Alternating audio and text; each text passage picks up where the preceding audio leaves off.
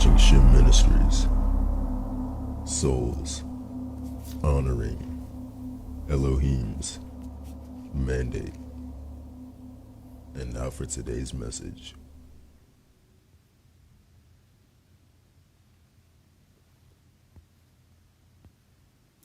Hello, hello, hello.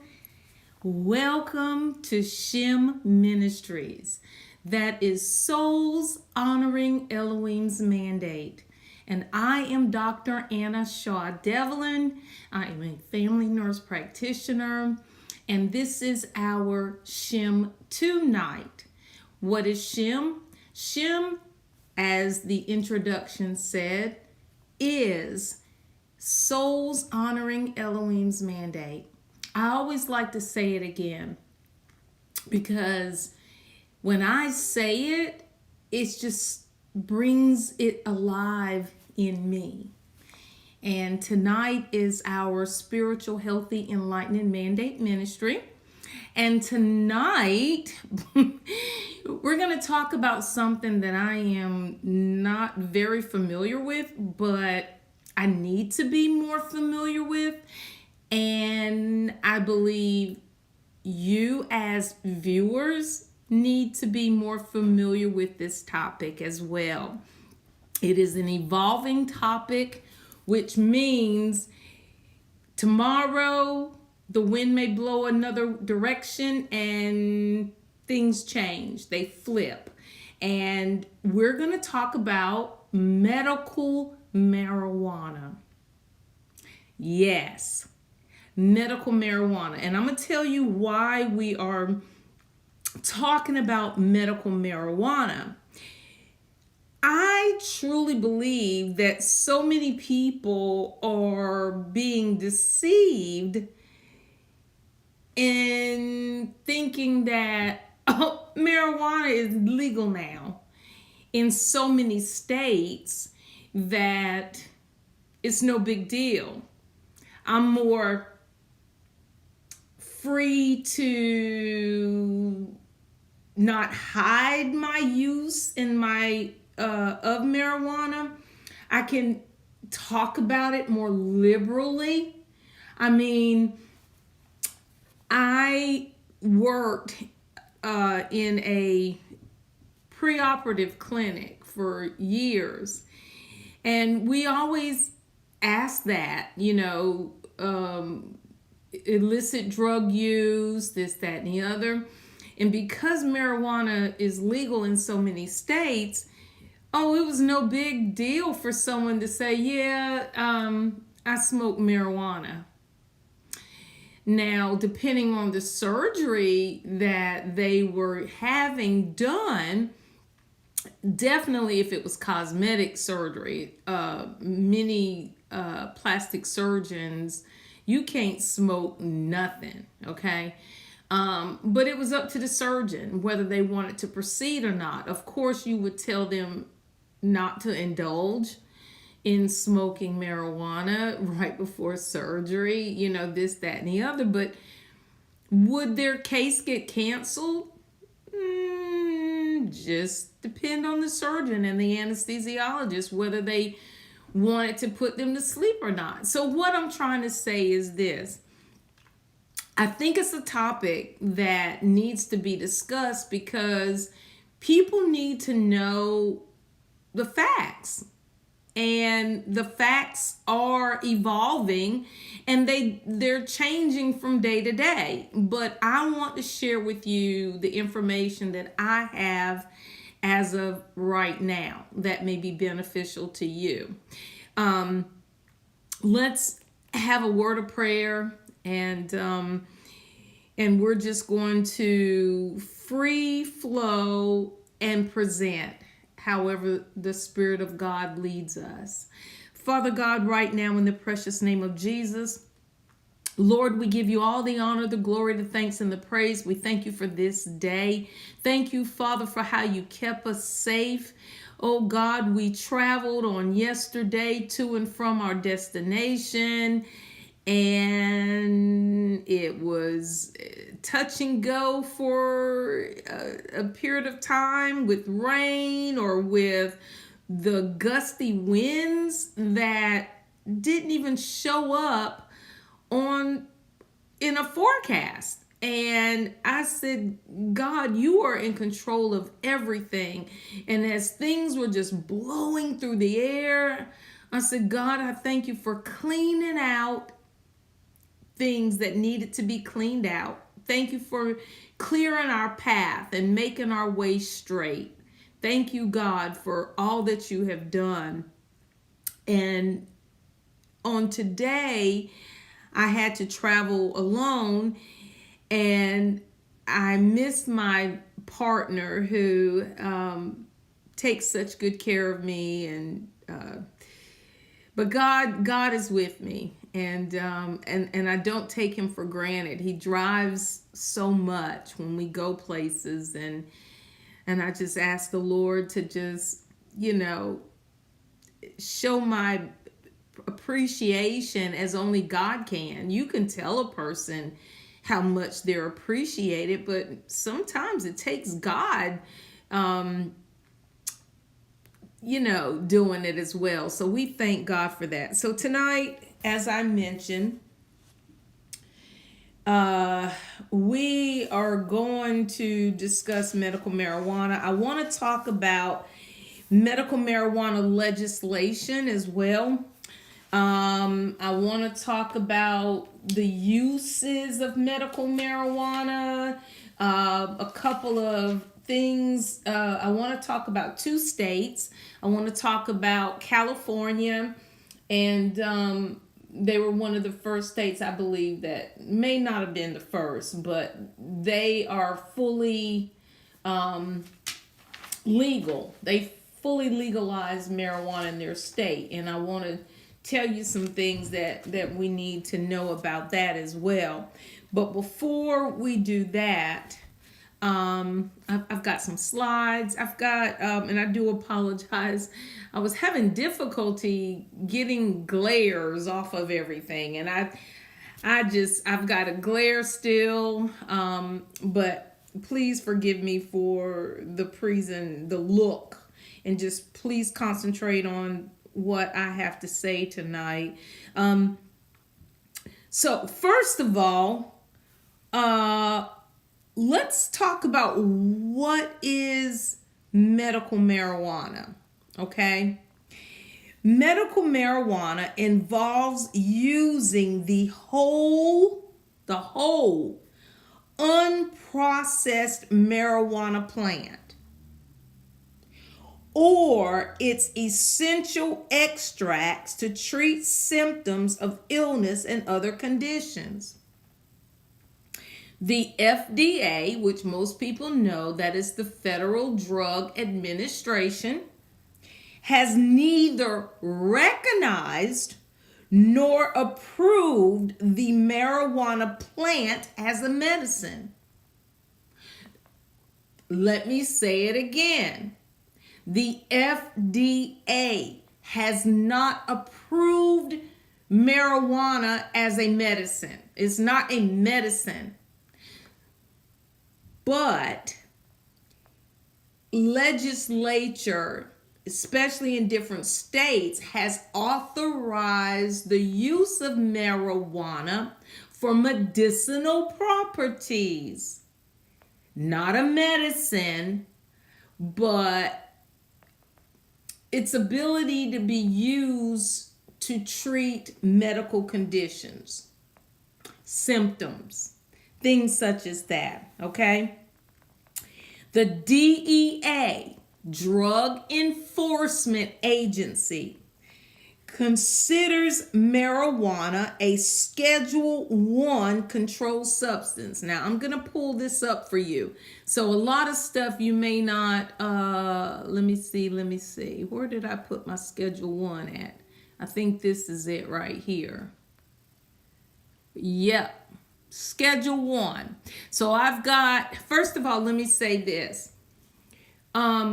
Nurse practitioners, physician assistants do not, in most states, or just about all states, do not write Schedule 1 drugs. we write Schedule 2 through 5. Now, let me say this. Physician assistants are authorized to prescribe Schedule 2 through 5 in 44 states and DC, the District of Columbia. 5 states allow Schedule 3 through 4. However, physician assistants are not authorized to prescribe in Kentucky. Physicians directly oversee these practitioners, but physician assistants are considered, quote unquote, mid-level practitioners. This designation allows physician assistants and other healthcare providers to prescribe controlled substances. State-by-state requirements can be accessed at the DEA-diversion.us, DOJ.gov, drug regulation practitioners. You can get that information. All right, now that specifically is physician assistants. Now, I will say to you as a nurse practitioner, there are different similar rules and regulations. There may be, depending on which state, some states allow, first of all, let me say this. I, as a nurse practitioner, have DEA approval for Schedule 2 through 5 myself. And I have a DEA license in 3 states. I am licensed in 7 states. Now, it doesn't mean that I cannot acquire a DEA license in those other states. It's just, is it cost effective? Okay, I just wanted to show you on this slide here that Schedule 1 is marijuana. Okay, and I wanted you to see, let me tell you what it says about Schedule 1. I thought I had that page folded. I'm sorry. Hold on just a second. So when you are considered a Schedule 1 drug, most drugs that are Scheduled 1 have a addictive property, and it is a controversial drug, and so physicians are the only ones who have been authorized or licensed to prescribe those drugs. For example, tranquilizers, certain things are considered a Schedule 1, okay, and not Schedule 2. Schedule 2, believe it or not, is morphine. Schedule 2 is things such as fentanyl, believe it or not. You're like, what? And marijuana is a Schedule 1? Yes, it is. Believe it or not, it is. Isn't that crazy? But it says, I'm sorry, I wanted to get back to that. I wanted to read it to you word for word. And I'm having a hard time. I guess I skipped the page. I'm sorry. Oh, shoot. Anyway, let's move on. I am not going to linger on that. Just know that it's a Schedule 1. And nurse practitioners and PAs are not in a position to legally prescribe marijuana. Point blank. Has to be a physician, and there's certain specifications and certifications and all kind of stuff that the provider has to go through to make sure they are in compliance before they prescribe marijuana. first of all, it has to be legal in your state. All right. And then you have, I wanted you to see this slide, Schedule 2. Like I said, is the oxycodone, the codeine, the Vicodin, the Percocets and all of that. And then just to give you an idea, what these are Schedule 3s, okay? Suboxone is a Schedule 3, and these things, ketamine, these are Schedule 3s. Even steroids, anabolic steroids, right? That if some people use them for muscle building when they exercise. And then Schedule 4s are things such as Xanax and Valium, sleeping pills, Versed. Those are Adipex P, which is phentermine that people take for weight loss. That is a Schedule 4 drug. Schedule 5, these are I just wanted you to get a general idea. These drugs in relation to where marijuana sits, okay? So Schedule 5 is Lyrica, Vimpat, which is for seizures, Lomotil, which is what we give for when a person has diarrhea. You may get some Lomotil to stop you from having diarrhea. And of course, like Tylenol number 3 with codeine, Robitussin AC, which has codeine in it. Those are Schedule 5. So I took the time to go through that so you would see that the lower the number, the more potential addictive the medication is, and the more regulated the medication is. Okay? All right, let's go back and let you look at me. All right. So, as I said, the DEA, Schedule 1 controlled substances, the DEA considers marijuana a Schedule 1 controlled substance. And this is due to the lack of scientific research. Not that it's going to kill you like taking too much oxycodone, okay? So, however, there's a growing body of literature, scientific and anecdotal, has led to the increasing use of medical marijuana to address various conditions, including pain, seizures, PTSD, which is post-traumatic stress disorder. The DEA considered rescheduling marijuana to Schedule 2 in August of 2017. But decided against it. The DEA has agreed to support additional research on marijuana and make the process easier for researchers. However, despite the lack of scientific confirmation, more than half of the United States and the District of Columbia have legalized marijuana, while other states restrict access. Okay? That is what we want to talk about more specifically. Because, first of all, holiday season coming up.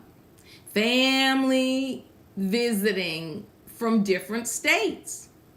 So they're used to smoking marijuana every day or whatever, and they bring it with them. And just because it's legal where they are does not allow them to legally use it in a state where it's illegal. Now, okay, I live in North Carolina, okay? So let's talk about North Carolina. It is fully illegal in North Carolina. Like, not legal for medicinal properties, okay? There's no medicinal use of marijuana in North Carolina. Yes, decriminalized. What does that mean? Well, where it is in a state that it is considered decriminalized means that they have removed jail time for possession. Small amounts of marijuana. Now, I did not take the time and find out how many ounces, how much of this, but just know that if something is decriminalized, that means you may not serve jail time, but it does not mean that you cannot lose certain privileges. It doesn't mean that you won't get fined. It doesn't mean that if you're driving under the influence that you may not lose your driver's license. You may not go to jail, but if you lose your license, that's not good. You may not serve jail time. As a healthcare provider, I don't want to lose my license to practice because someone came to visit over the holiday and they lived in a state where marijuana was legal, and you feel where I'm going? Yeah, I might be stretching a little bit, but I think we need to at least know and understand that there are rules and regulations that exist, and we can't just shrug our shoulders about people smoking marijuana now. And I feel that people, the attitude towards smoking marijuana is so, no big deal, you know. And I'm not talking about CBD, I'm talking about marijuana. And we got to know that there's a big difference between CBD and marijuana. And it all has to do with THC, which is the hallucinogenic, the properties in marijuana that changes it from being the cannabis. Okay, we know CBD and marijuana are in the same family. So I'm trying to think of a way to say this. You could be the toxic family member, and then you can be the saint. So CBD is a saint, and you the toxic family member, but you're still cousins, and you share the same bloodline. I don't know. I feel that you understand where I'm going. Okay. So if something is decriminalized, that means you may not get jail time for it. Okay? And each state has their own state laws, even if it's legal. Let me finish with North Carolina, though, and then I want to talk about California. So, in September of 2023, the Eastern Band of the Cherokee Nation approved a referendum to legalize adults having possession, being able to cultivate and purchase cannabis on tribal lands. And this passed in a 70% yay and a 30% nay vote. Okay? Now, this is the Eastern Band of the Cherokee Nation. The Eastern Band of the Cherokee Nation lands are within the borders of North Carolina.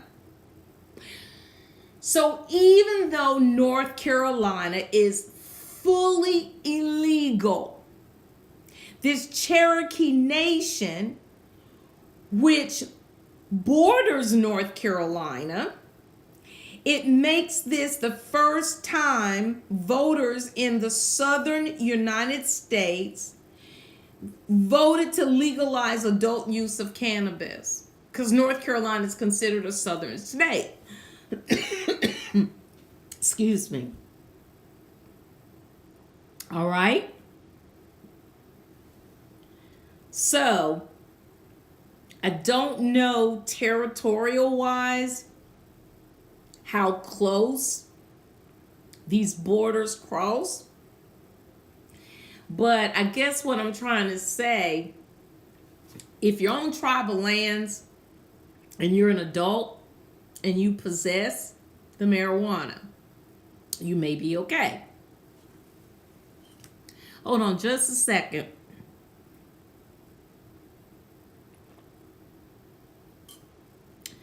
I had a little tickling in my throat. Excuse me.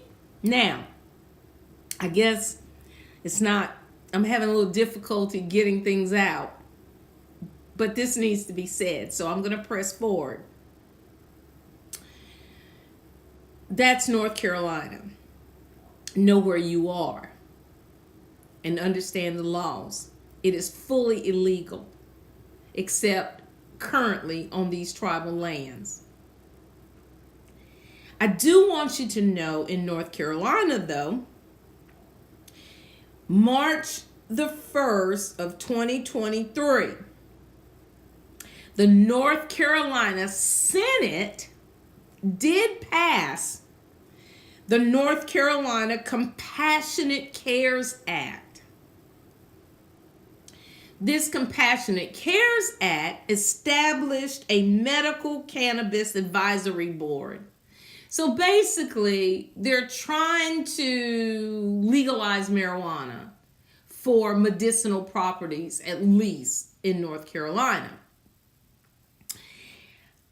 But it passed the Senate, but did not pass in the House. So even though this bill passed the House of Representatives, failed to act on it. They actually adjourned without taking up the legislation on medical cannabis bill. Okay? Now that was back in March. Why are we... Anyway, I'm just presenting facts. I'm not going to put my little whatever in it. And as far as I'm concerned, let me just tell you my stance. We talked not long ago about fentanyl, facts or fiction. Now, if I had to pick and choose, tit for tat, I would rather someone smoke marijuana than to overdose on opioids. Yeah, I would. If I had to pick and choose now, I don't want you to... No. If someone is suffering with chronic pain, I don't want them getting synthetic fentanyl laced with whatever because I don't want them using street drugs and increase the potential of killing themselves when if they can medically use marijuana and control their pain, I'd rather them do that. Okay? And that's just me. Okay? So, let's talk about California because it is legal there. So legalized, fully legal in California, but there are state laws that regulate. Yes, you can use it in California for medicinal properties. Yes, it's decriminalized, so you're not going to have jail time if you break these state laws. So I did not go through all of California laws. I just wanted to present a few things to you. State laws say that it's legal for adults. Didn't say teenagers, adults. And it is taxed, regulated. Similarly to alcohol. Okay? Now think about it. Think about the rules and regulations about alcohol. You can't do this, can't do that. There's rules. Look how long it took. I don't even think you can still purchase on Sunday in some places. Alcohol can't be served near blah blah blah. I mean, each state has its own rules and they're forever evolving. But even though it is fully legal, there are still regulations that have to be followed. So even if it was legalized for medicinal properties in North Carolina, there's still going to be rules. You just can't pull out and flip out a joint and just smoke it any and everywhere. Okay?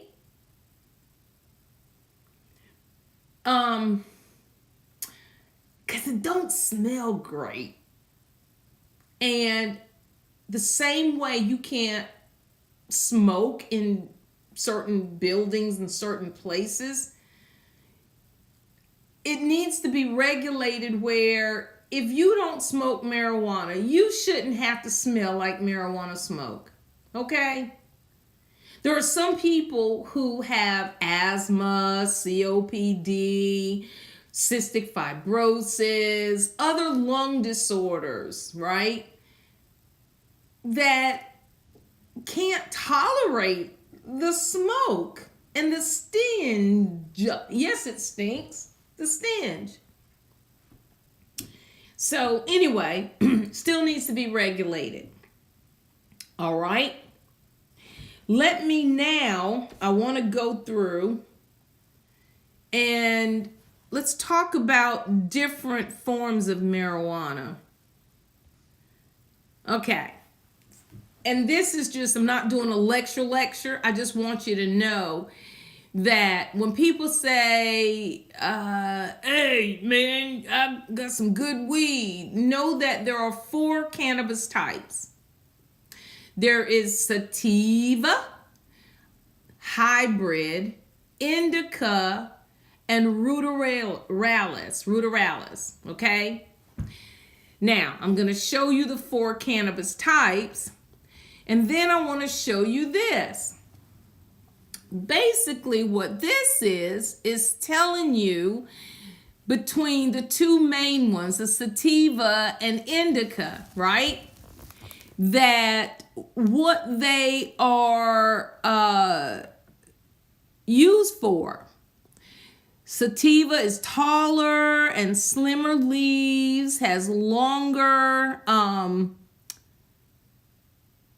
and thinner, okay? And it says that, you can basically read it, but it's telling you that you get a head high, improves your alertness. It's actually saying that the sativa, and why am I educating you on this? Just because I want you to know that there's differences. This is better for daytime use. So creativity, increased energy, uplifting and euphoric, alertness, and head high. Okay, that's sativa. Indica, shorter and bushier, the leaves, shorter and wider, body high. So the whole body, I guess, tingles and gets, appetite stimulator, relaxation, sleep aid, and pain relief. Best for nighttime use. So, when it does come to the point where they regulate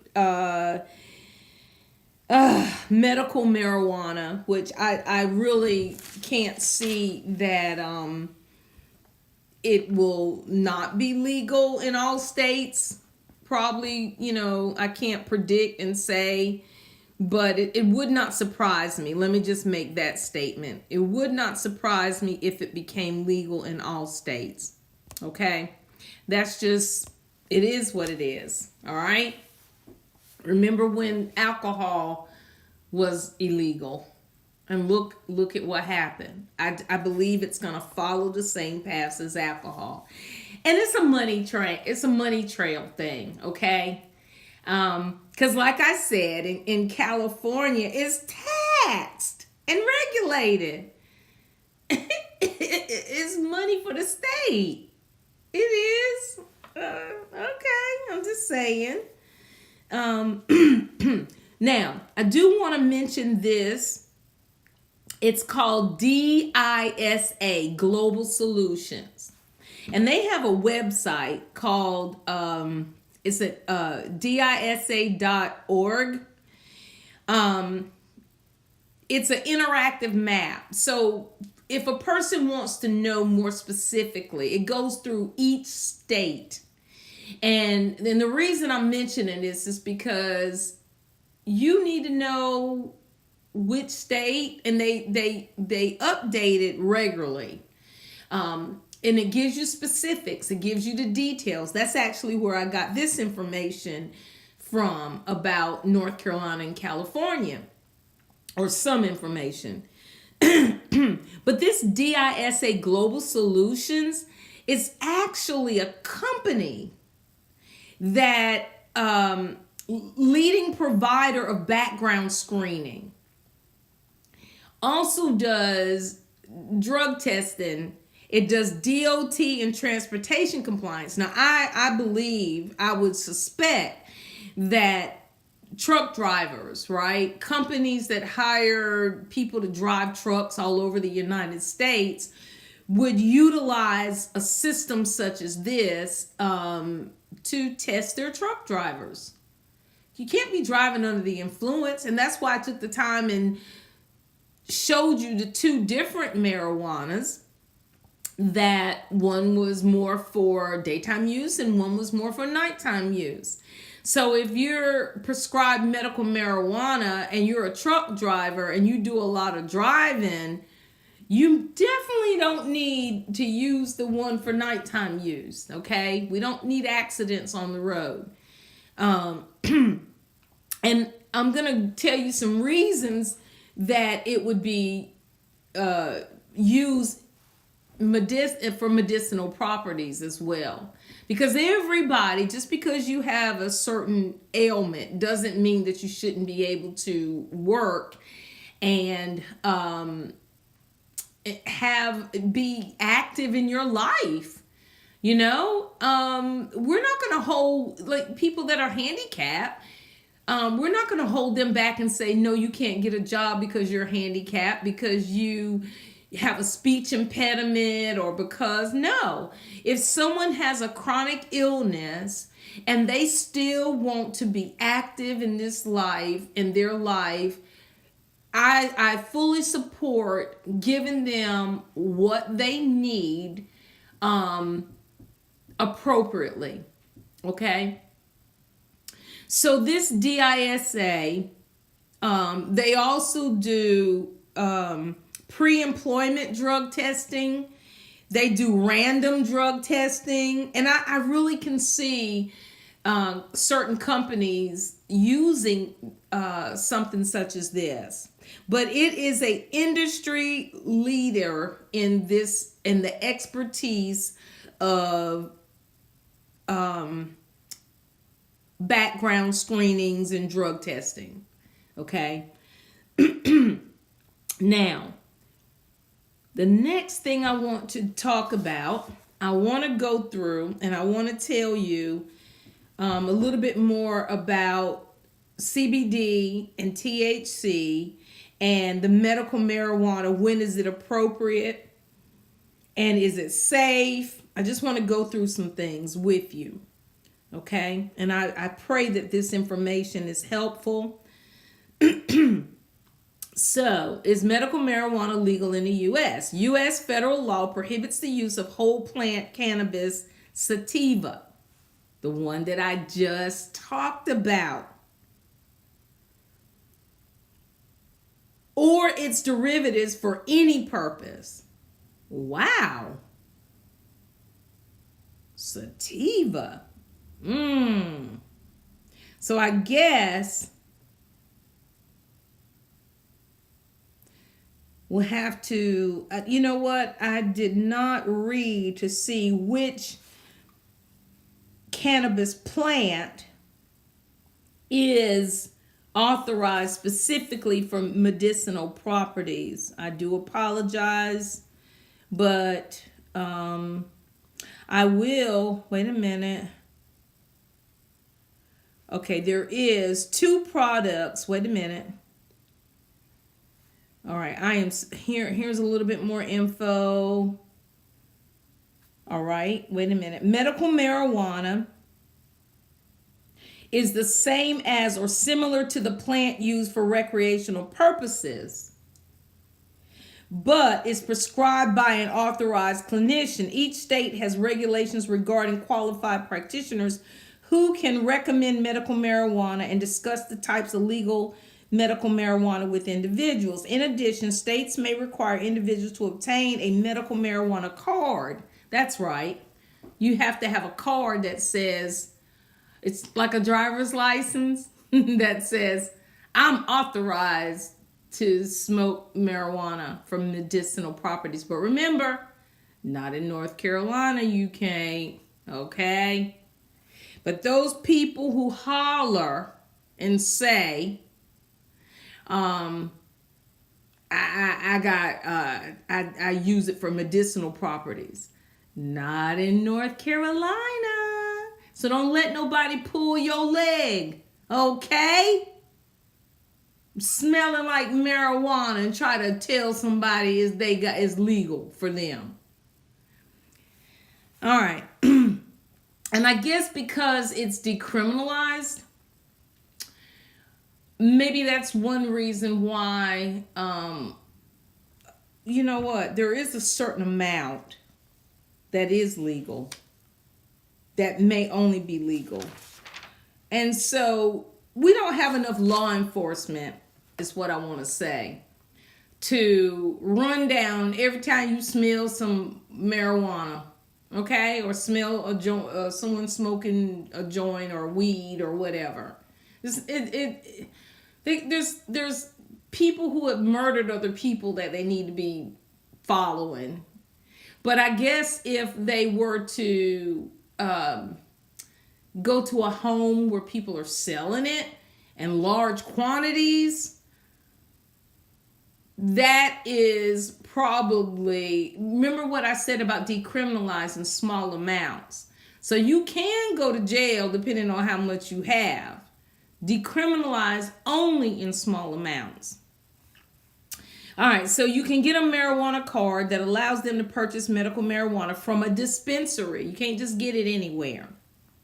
Medical marijuana products vary from plants to extracted oils and edible products, cookies, butters, and lozenges. It is important to note that the FDA does not oversee or regulate medical marijuana as it does prescription medications. Therefore, the quality of medical marijuana, like is it laced with fentanyl? We talked about that. Okay. Including the purity, strength, and ingredients may vary significantly depending on where and when it is purchased. The FDA has approved marijuana-derived prescription medications. And so, let's see. Marinol, just different ones. But like I said, they have approved them, but not in certain states. And they are approved as appetite stimulants in the management of anorexia associated with AIDS, treatment of chemotherapy-induced nausea and vomiting, treatment of prevention of chemotherapy-induced nausea, different Lennox-Gastaut syndrome. There's just different reasons and different approvals for the drug itself. Okay. There are 2 products, synthetic derivatives. One is dronabinol, is a synthetic derivative, and that is also called Marinol. Okay, so that is given to help people who can't eat. Marinol. Appetite stimulant. It's used as an appetite stimulant in the management of anorexia associated with AIDS. And it's spelled Marinol. Marinol. Okay? And the other is nabilone, is a derivative of cannabinol, one of the many chemical constituents of marijuana. So, and this can get kind of whatever, but I'm telling you, first of all, you just need to know your state. Okay? You need to know what's legal in your state. The other thing I need you to know is that in regards to CBD oil, it can be made with or without THC. And illegal in many states, or may be legal to 0.5%. Listen, y'all, this stuff ain't no joke. It's a lot, okay? I'm just trying to introduce some things to you so that you will know a little bit more about when people are talking about CBD and marijuana.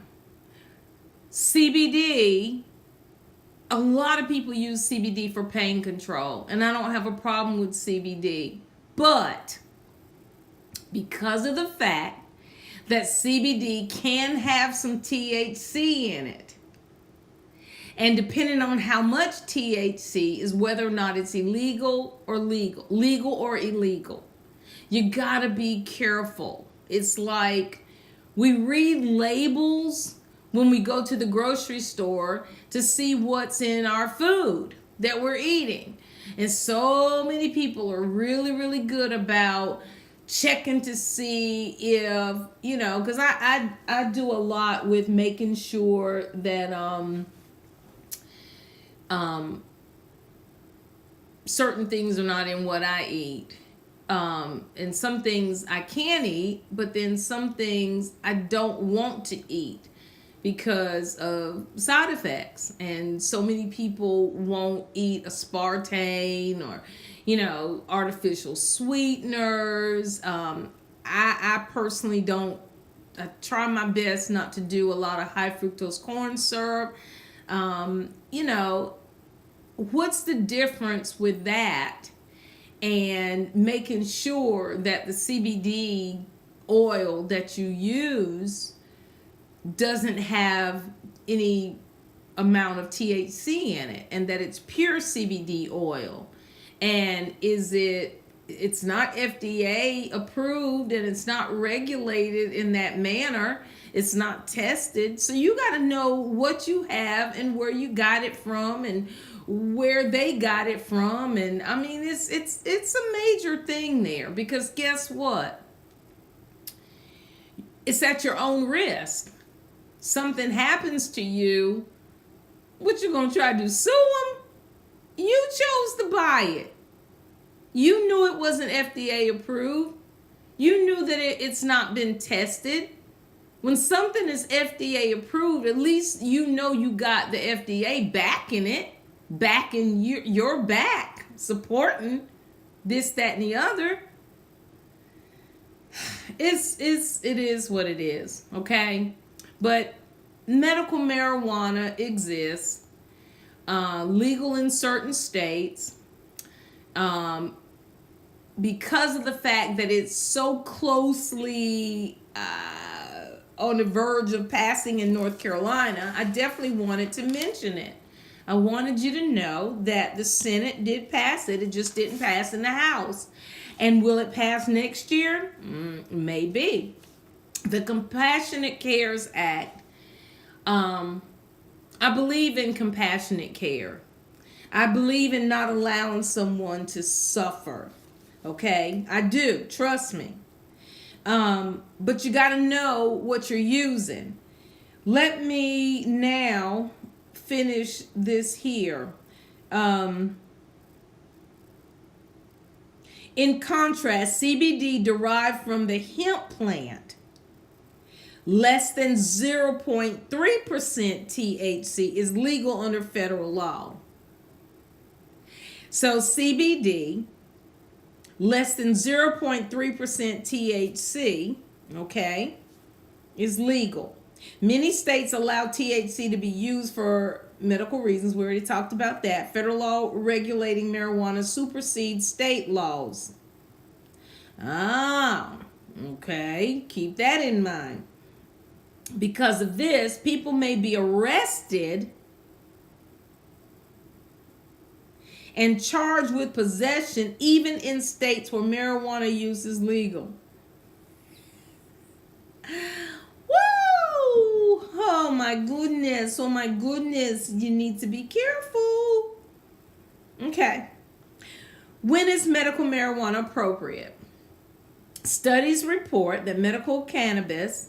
Now, let me also tell you where this information came from, because I forgot to tell you, but you know, I've said it time and time again that I choose to gather my information from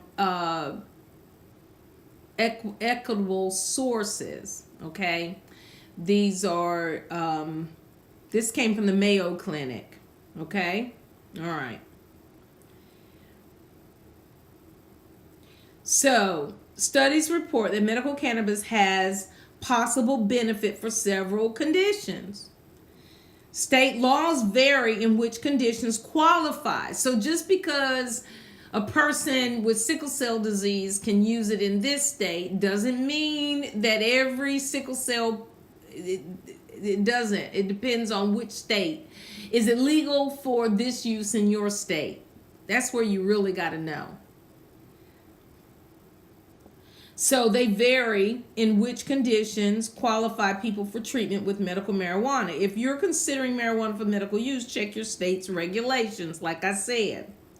And you can go to that website that I told you about, the DISA website, and find out the legalities in your state specifically. But depending on the state, you may qualify for treatment with medical marijuana if you meet certain requirements and have a qualifying condition. So you have to meet with a doctor. You have to, you know how a person has to apply for disability? And you fill out all this paperwork and you show that you have this. You're not going to just walk into a doctor's office and say, "Doc, can you prescribe me some marijuana for medicinal properties?" There's a process that you have to go through, and it has to be approved. Okay? Know that. And I don't know the process, but I'm letting you know that there is one, though.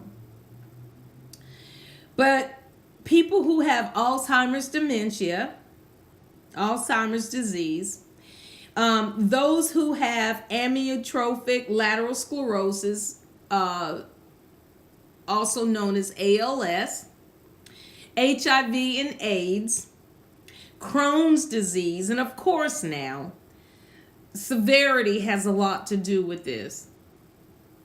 Epilepsy, seizures,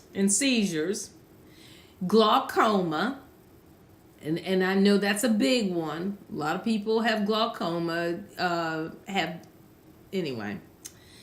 multiple sclerosis and muscle spasms, just depending on how severe they are, and you've got to fail other treatments first. Severe and chronic pain, severe nausea or vomiting caused by cancer treatment. Okay? Now, the next thing it says, is medical marijuana safe? Further study is needed to answer this question. But possible side effects of medical marijuana may include increased heart rate, dizziness, impaired concentration and memory, slower reaction times, negative drug-to-drug interactions, increased risk of heart attack and stroke, increased appetite, potential for addiction, hallucinations, or mental illness, withdrawal symptoms. And like I said, it depends on which type of cannabis is used. Some medical marijuana is formulated to provide symptom release without the intoxicating, mood-altering effects associated with recreational use of marijuana. So the amount of THC. Okay. Is medical marijuana available as a prescription medicine? The U.S. Food and Drug Administration, FDA, has not, again, I'm going to say it again because we read this to you earlier, has not approved the use of cannabis as a treatment for any medical condition. It's not considered a medicine. However, the FDA has approved the cannabinoids, cannabidiol, which is Epidiolex, and dronabinol, which is Marinol, that I told you for appetite. Okay? Cannabidiol can be used for certain forms of severe seizures. Dronabinol, which is the Marinol, can be used for nausea and vomiting caused by cancer chemo and for anorexia associated with weight loss in people with AIDS. Okay? What you can expect. Medical marijuana comes in a variety of forms, including pill, liquid, oil, powder, and dried leaves. How and where you purchase medical marijuana varies by state. Once you have the product, you administer it yourself. How often you use it depends on its form and your symptoms. Your symptom relief and side effects will vary based on which type you are using. The quickest effects occur with inhalation, though. That's why people smoke it. Of inhalation of the vaporized form. Vaporized, like an inhalant. Not necessarily smoking like a cigarette. Okay. The slowest onset occurs with the pill form. Okay. So I'm wondering eventually if they'll make an extended release tablet so you can take it maybe twice a day. I'm telling you, blink and there it is. Certification and use at the Mayo Clinic. They're talking about different states now. So within the Mayo Clinic itself in Minnesota, healthcare providers may certify state residents with qualifying conditions in the Minnesota Medical Cannabis Program.